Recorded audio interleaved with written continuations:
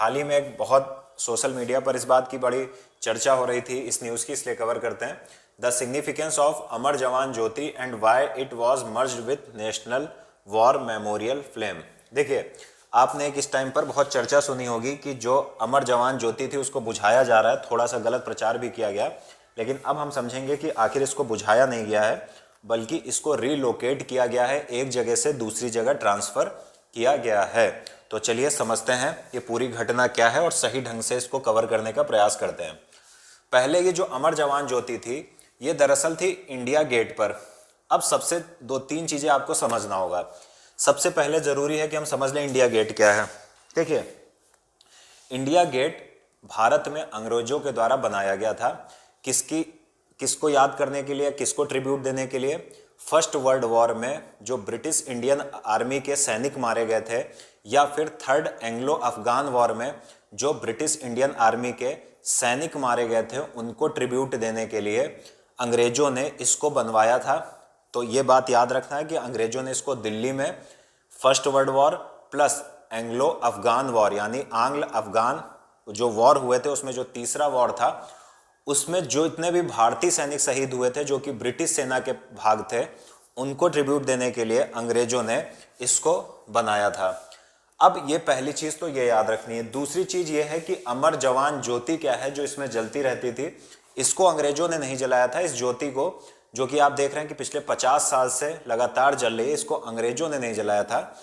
Basically हुआ क्या था कि हमने 1971 में पाकिस्तान से एक वॉर किया था और उस वॉर में हमने पाकिस्तान के दो टुकड़े कर दिए थे। ईस्टर्न पाकिस्तान को बांग्लादेश कहा गया और वेस्टर्न पाकिस्तान को कहा गया पाकिस्तान।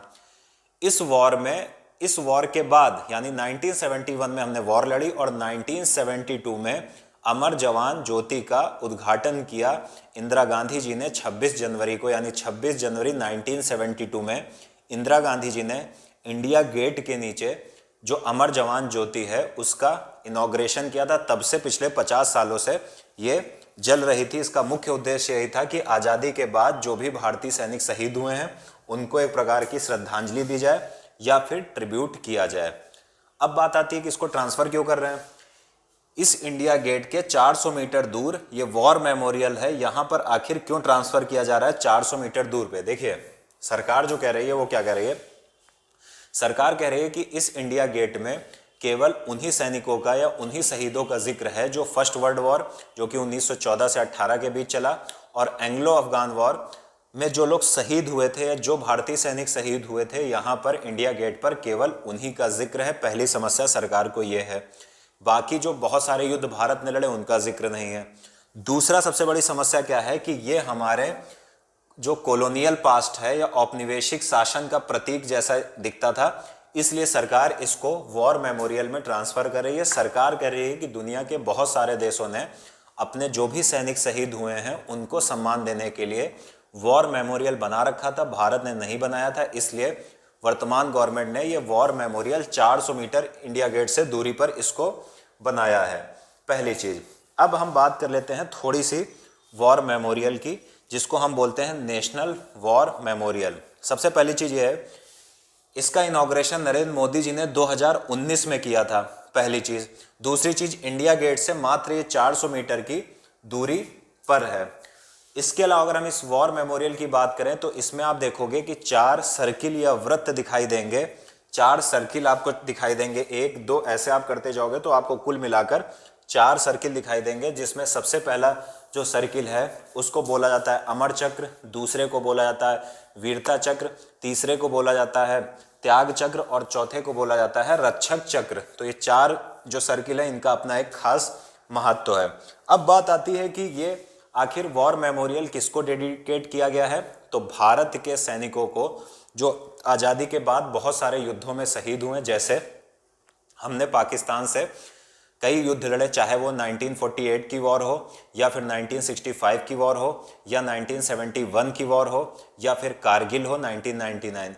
इसी तरह हमने चाइना के साथ 1962 में वॉर लड़ी थी। इसके अलावा हमने श्रीलंका में हमारे बहुत सारे सैनिक लिट्टे वाले मिशन में, जो लिट्टे के खिलाफ एक भारतीय सैनिक शांति स्थापना के लिए गए थे, वहाँ पर उनको बहुत लोगों को शहादत देनी पड़ी थी।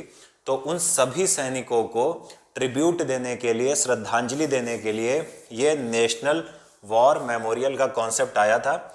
सरकार ने कहा है कि वहां पर केवल कुछ सैनिकों का जिक्र था जो फर्स्ट वर्ल्ड वॉर में और थर्ड एंग्लो अफगान वॉर में शहीद हुए थे। सरकार क्या कह रही है, यहाँ पर भारत के जो प्रमुख सैनिक जो बहुत सारे युद्धों में शहीद हुए हैं, गालवान वैली में शहीद हुए हैं, उन सब का यहाँ पर आपको नाम मिलेगा।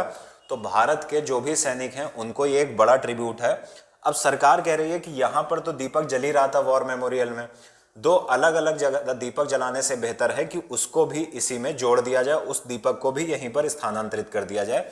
तो बस इतना सा किया गया है, कोई खास परिवर्तन नहीं है। जितना इसकी चर्चा हो रही इतना कोई बड़ा परिवर्तन नहीं है, बल्कि अगर वॉर मेमोरियल बनाया गया है तो ठीक ही मामला है, कुछ गड़बड़ लगता नहीं है। क्योंकि पहले सिर्फ इंडिया गेट में 2 युद्धों के जो भी सैनिक शहीद हुए थे उनको ट्रिब्यूट दिया जा रहा था। अब भारत ने जितने भी युद्ध लड़ लिए हैं, चाहे वो पाकिस्तान से हो, चाइना से हो, या हमारे श्रीलंका में जो हमने अपने सैनिक हमारे कुछ शहीद हो गए थे, उन सब को श्रद्धांजलि देने के लिए ये वॉर मेमोरियल मोदी जी ने इनॉग्रेशन किया था। अभी ये बनकर तैयार हो गया है। तो उम्मीद है आप लोग समझ पाए होंगे।